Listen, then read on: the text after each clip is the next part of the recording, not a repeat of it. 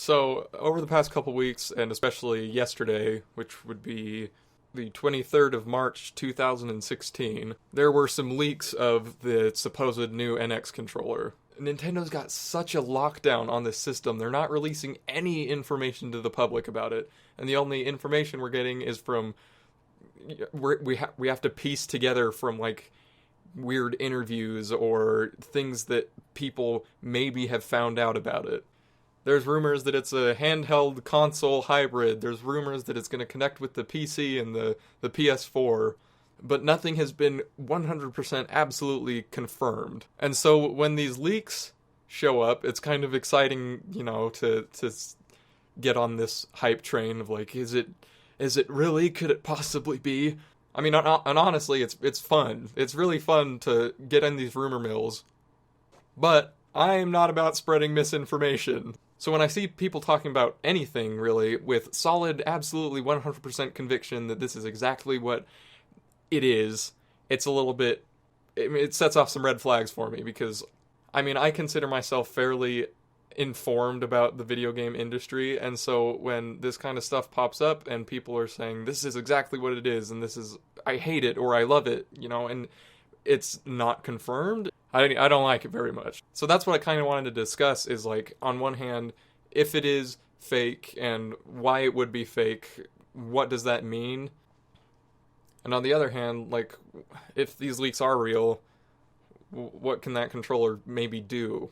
And I want to point out before all of this, before I go into any detail, this is all absolutely my personal views and thoughts on this. And I feel like I have to put that as a disclaimer just so nobody gets super jazzed about it. These are all just kind of speculations and rumors.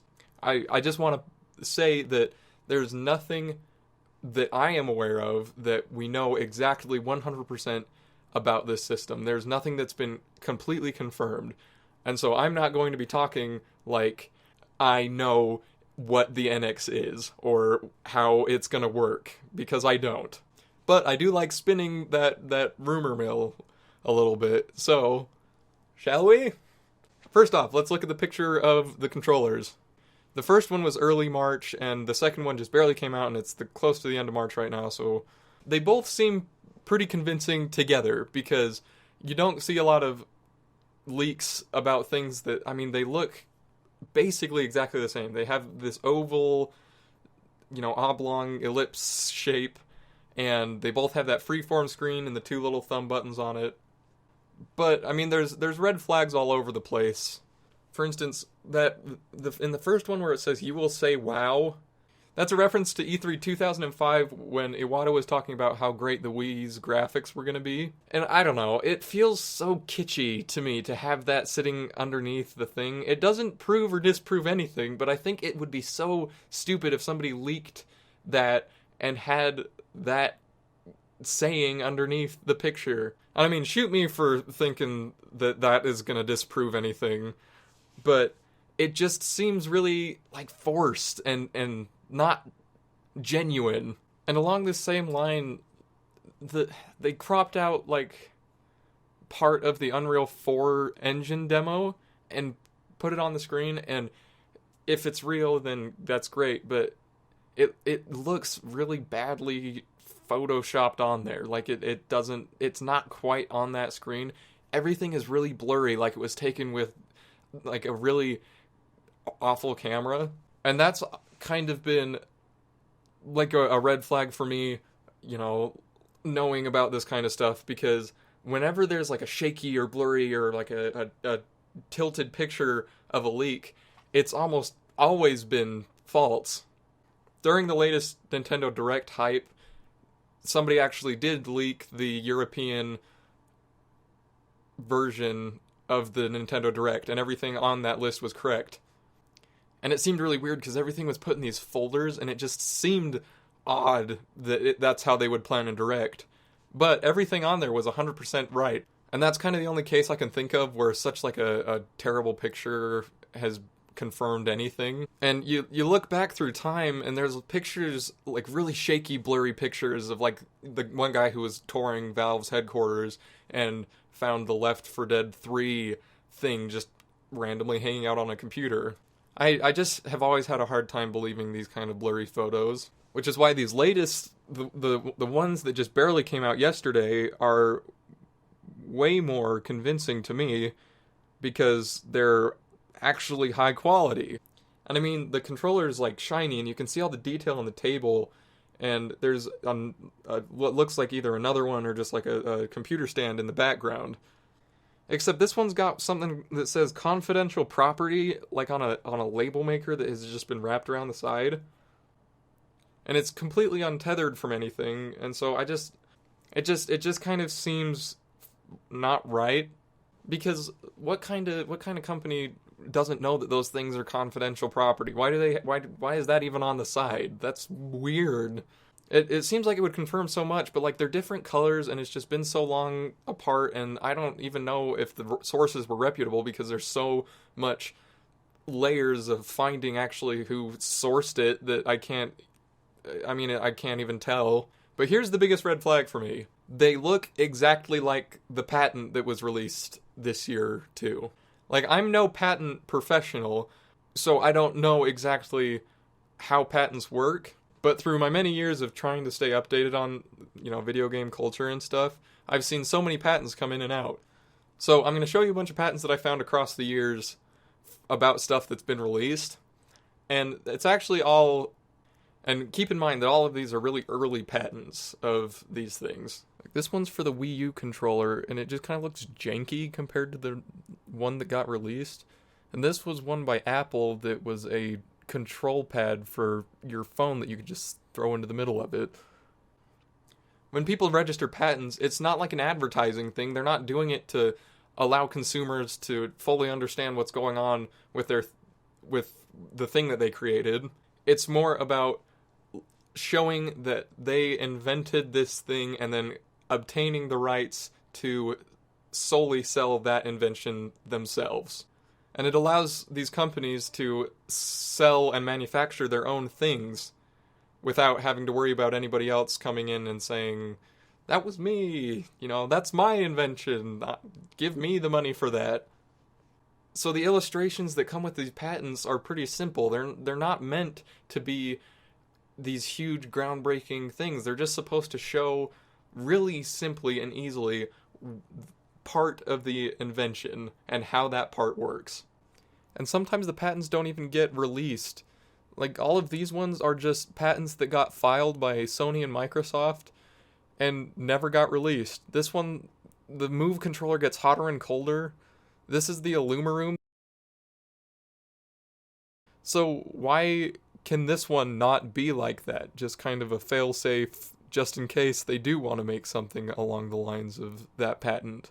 And so when something comes out that looks exactly like a patent, it kind of sets off that, that tingle in the back of my head where I just can't quite believe it. There's a guy, a very reputable source named Liam Robertson on Twitter, and he tweeted the same day that this leak was made that a Nintendo of Europe employee said that that's not what the NX is at all, and then went on to say that it was completely fake. And I don't know, there's enough in them that seems like it's not quite real. Now, I by no means know if they're real or fake leaks. I'm not going to say. So I can't in good conscience completely rule these things out. And I won't say that they for sure are or aren't fake because I have no idea. But there seems like there's just enough weird things going on with it, things that are a little bit odd or a little bit off, that they don't seem legit. But let's talk about if they were legit, because that's kind of fun, right? First off, Nintendo, what the heck are you doing? The controller looks freaking awful. It looks terrible. I mean, the controller has no face buttons. I can get down with the handheld console hybrid. That's totally cool for me. And I know that you're a company that likes to thrive on innovation and just making games and consoles that are just fun to play. One of the editors of Game Informer tweeted and said that controller was following exactly what he had heard about the controller having no face buttons. Have you tried to play a game on the iPhone? they're all terrible. Maybe not the match 4s, but if you ever try to play anything in real time, having your fingers over those screens is such a bad way to play. It feels so annoying, just having your fingers covering the screen all the time. And they filed another patent for some rolly click wheels at the top, and if these leaks are real, they've got the little scrolly things on the top. What are you supposed to do with that? How could you use that in a game? And the other thing is, you have got the worst third-party support of any system out there right now. And the thing you should not be wanting to do, number one, is making a console that drives developers away from you. The PS4 has a bar of light on the front of the controller.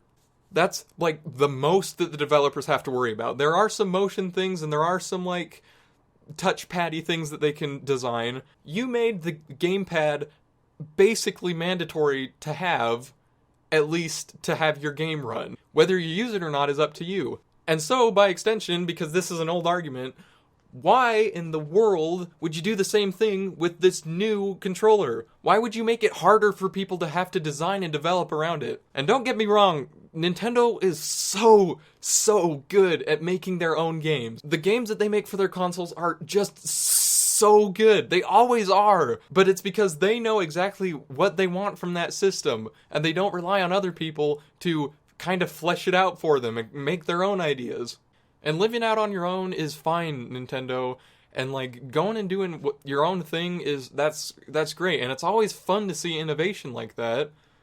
But it's also incredibly frustrating for me as a Nintendo fan to want to play games on the PS4 or Xbox One that I don't have, and your third-party support won't release them on the console that you have because it just isn't powerful enough, or it's just too difficult to figure out how to use it, you know? I mean, that's part of the reason I built my own PC is because I was so sick of just not having those games.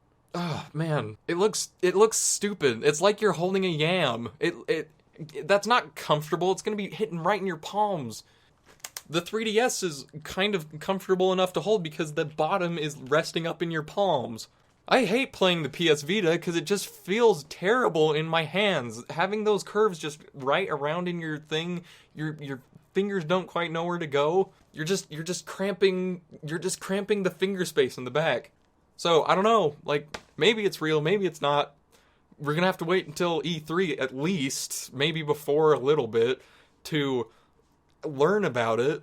I don't know, it's always exciting when one of these game companies releases a new interesting thing. But it's just kind of a bummer when this company that has just been like floundering for people to come to their console for the past 4 years.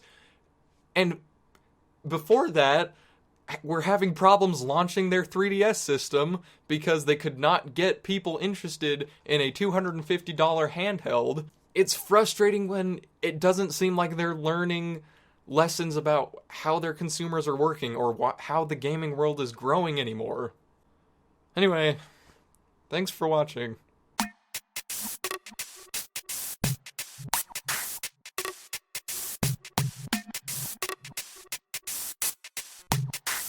Where are the buttons at?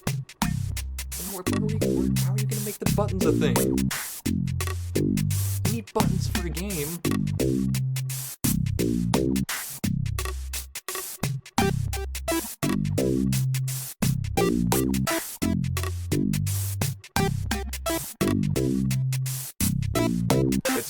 It's just a waiting game, and that is awful. It's annoying that they're not saying a single thing about, like, they're not announcing anything. I mean, combined with like the lack of Zelda news and the lack of real any like games that I'm personally that I care about even a little bit.